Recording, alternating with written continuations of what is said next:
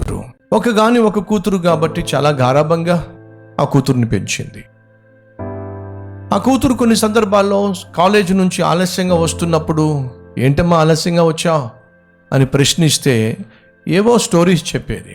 అదే సమయంలో కొంచెం నిలదీసి అడుగుదాము అని తన తల్లికి అనిపించిన, ఏమో ఒకవేళ నిలదీసి గట్టిగా అడిగితే కోపంతో ఏమైనా చేసుకుంటుందేమో, ఒక కూతురు కదా. ఈ రోజుల్లో యవనస్తులు ఈ విధంగా ఆలస్యంగా ఇంటికి రావడం సహజమే కదా, సామాన్యమైపోయింది కదా అని చెప్పి సర్ది చెప్పుకునేది.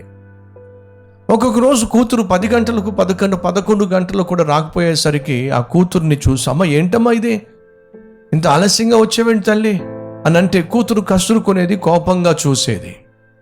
ఇంకొంచెం సీరియస్గా అడిగితే కూతురు ఒకవేళ నేను రాను ఇంటికి అని చెప్పి అంటుందేమో అని చెప్పి ధైర్యం చేసి కూతుర్ని నిలదీయలేకపోయింది. కొన్ని సందర్భాల్లో ఆ కూతురు ఇంటికి ఆలస్యంగా రావడం, కొన్ని సందర్భాలు రాకుండా ఉండటం కూడా జరిగేది.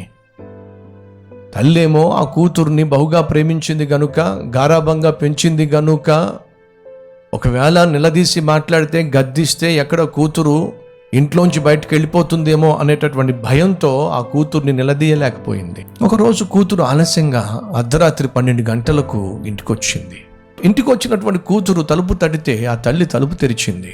తెరా చూస్తే కూతురు దగ్గర స్మెల్ వస్తుంది. తాగేసి వచ్చింది. గుండె ఆగినంత పని అయ్యింది. ఇదేమిటి, నా కూతురు తాగేసి వచ్చింది ఏమిటి?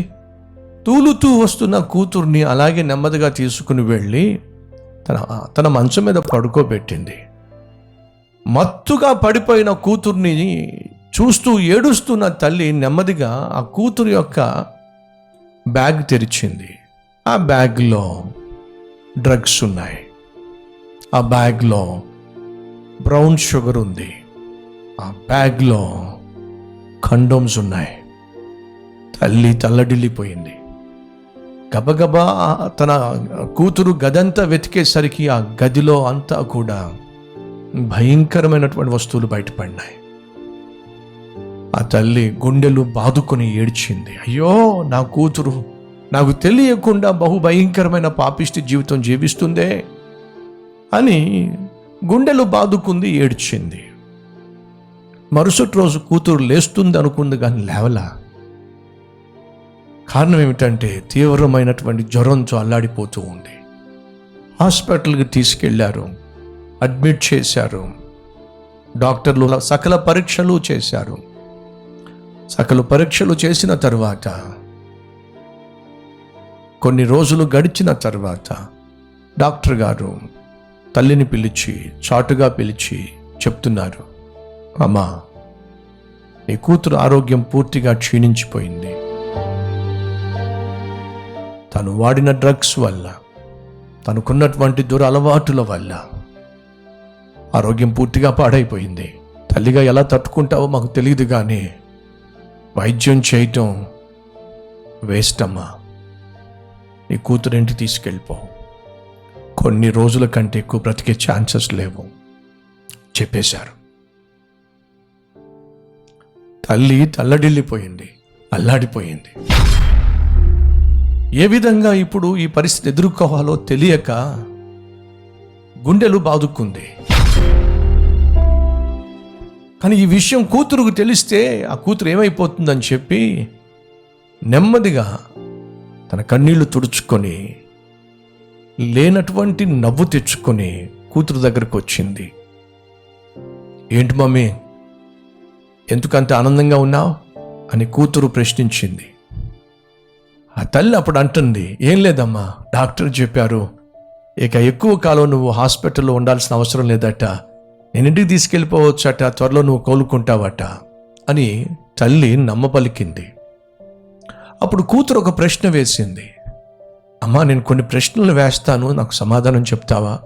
ఏంటి తల్లి, అడుగు. అమ్మా, పాపిష్టి పనులు చేసేవాళ్ళు నరకానికి వెళ్తారా? అవును తల్లి, పాపిష్టి పనులు చేసేవాళ్ళు నరకానికి వెళ్తారు. త్రాగుబోతులు, తిరుగుబోతులు, విడిగా తిరిగేవాళ్ళు, శరీరాన్ని మలినం చేసుకునేవాళ్ళు, అవిధేయులు, అపవిత్రులు నరకానికి వెళ్తారమ్మా. ఖచ్చితంగా నరకానికి వెళ్తారమ్మా. అదే బైబిల్ సెలవిస్తుంది. అయినా నరకం గురించి మాట్లాడుతున్నావు ఏంటి తల్లి? నీకు అంత అవసరం ఏముంది? ఆలోచన రావాల్సినటువంటి అవసరం ఏముంది? మనం ఇంటికి వెళ్ళిపోతాంగా. ఆ కూతురు అంటుందండి, అమ్మా ఇంటికి నేను రానమ్మా. ఎందుకు తల్లి? ఇంటికి రాకుండానే రాలిపోతాననే విషయం డాక్టర్ గారు నీకు చెప్తున్నప్పుడు నేను విన్నానమ్మా. తల్లి గుండెలు బాదుకుంది, కూతురు గుండెలు బాదుకున్నారు. అప్పుడు కూతురు వేసిన ప్రశ్న ఏంటో తెలుసా? అమ్మా ఈరోజు ఇంతగా చెడిపోవడానికి కారణం తెలుసా? ఇంత పాపిష్టి దానిగా నేను కుదరని రోగాన్ని కొని తెచ్చుకోవడానికి కారణం తెలుసా? ఏమో తల్లి, నాకేం తెలుసు. నువ్వే దానికి కారణం. ఆ తల్లి ఏం మాట్లాడాలో అర్థం కాక నేను కారణం ఏంటమ్మా? నేను ఇంటికి టైంకు రాకుండా ఆలస్యంగా వచ్చిన మొదటి రాత్రి నన్ను నిలదీయాల్సింది నువ్వు. ఎందుకు వచ్చావు ఆలస్యంగా? ఎక్కడికి వెళ్ళావు? ఖచ్చితంగా అడగాల్సింది. ప్రేమించటం తప్పు కాదు కానమ్మా, ఇదిగో ఇంత పాపిష్టి దానిగా నేను మిగిలేంతగా ప్రేమించటం మాత్రం తప్పమ్మా. ఒక కూతురు అని చెప్పి నన్ను గారాబంగా పెంచావు. ఏ తప్పు చేస్తున్నా సరే, ఏ పాపిష్టి పని చేస్తున్నా సరే గద్దించకుండా, శిక్షించకుండా, బుద్ధి చెప్పకుండా నన్ను అలాగే వదిలేసావు.